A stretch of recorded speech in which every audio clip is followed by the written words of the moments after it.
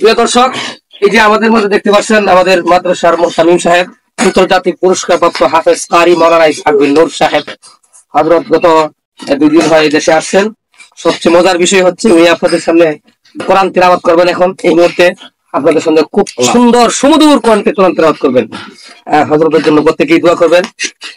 আলহামদুলিল্লাহ, প্রতি বছরই উনি আসেন। একটু প্লিজ একটু কোরআন শরীফ তিলাওয়াত করবেন। দর্শকের উদ্দেশ্যে একটু কোরআন শরীফ তিলাওয়াত করবেন।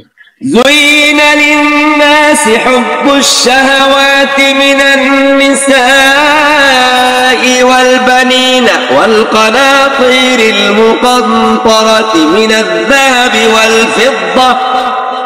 والفضة والخيل المسومة والأنعام والحرث ذلك متاع الحياة الدنيا والله عنده حسن المآب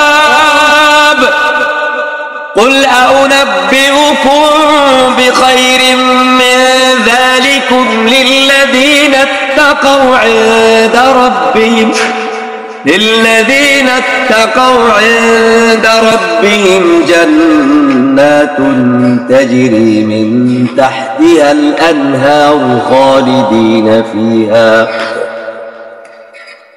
خالدين فيها وأزواج مطهرة ورضوان من الله والله بصير بالعباد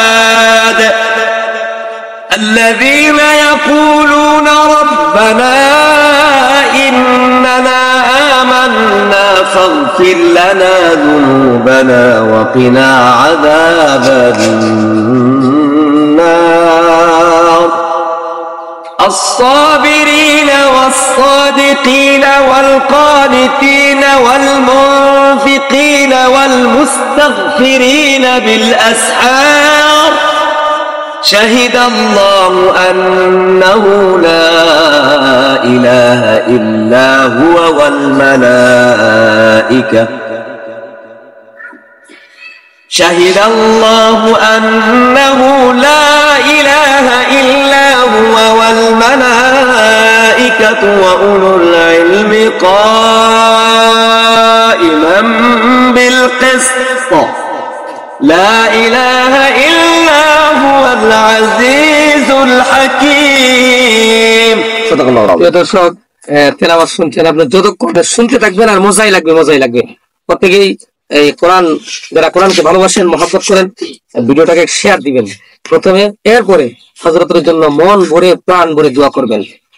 আপনারা যদি হযরতের কোরআন মাজিদ তেলাওয়াত শুনতে চান, তাহলে আপনার ভিডিওর কমেন্টে নাম্বার দেওয়া থাকবে। প্রত্যেকেই হযরতকে দাওয়াত দিবেন। মাত্র 2 মাস উনি দেশে থাকেন, 8 মাস 10 মাস উনি দেশে থাকেন। প্রত্যেকেই হযরতের জন্য দোয়া করবেন এবং যোগাযোগ করতে চান, নাম্বার দিয়ে যোগাযোগ করুন। সবাইকে ধন্যবাদ। আসসালামু আলাইকুম ওয়া রাহমাতুল্লাহি।